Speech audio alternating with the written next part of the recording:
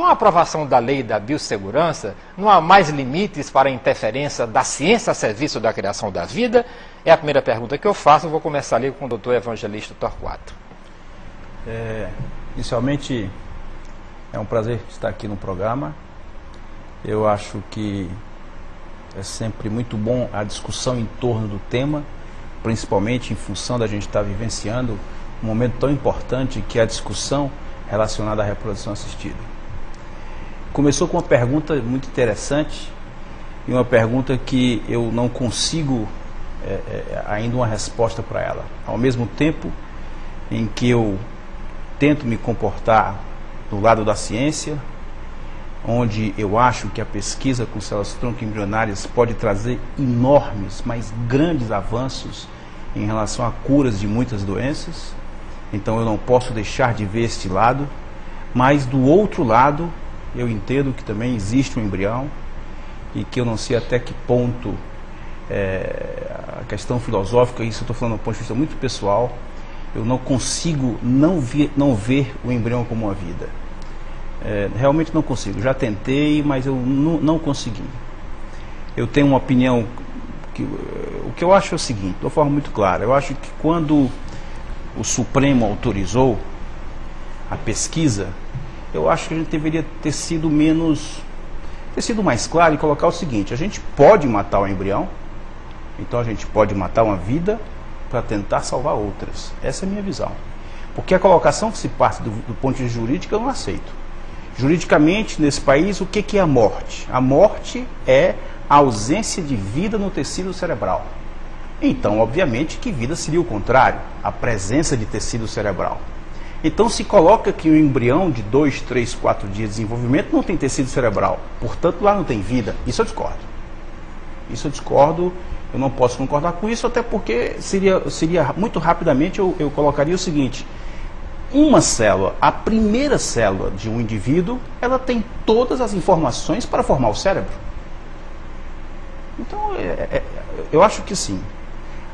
Assumimos a posição de pesquisar células tronco embrionárias, mas deveríamos assumir claramente que estamos destruindo a vida. E não ficar com subterfúgio, dizer que aquilo não é vida, porque não tem tecido nervoso. Aí eu não concordo. Também é um bom caminho, mas pelo menos assumir de uma forma mais clara. E não ficar... Essa é a minha posição. Ok. Dr. Fábio Eugênio Rodrigues. Bom, inicialmente quero expressar também a minha satisfação de estar participando do seu programa.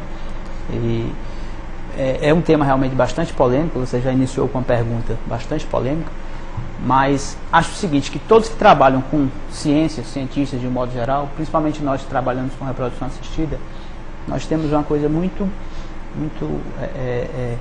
clara, muito cristalina, que o evangelista já citou. A partir do momento em que há a fecundação, em que o espermatozoide penetra o óvulo, forma-se o zigoto, e que começa a haver as divisões celulares, já existe vida. Então a vida começa no momento da fecundação.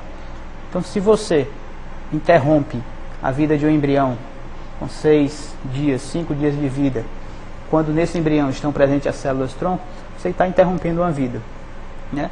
E acho até que assim, a principal discussão a nível do Supremo não foi se você pode, aliás, quando começa a vida, acho que não foi essa a grande questão.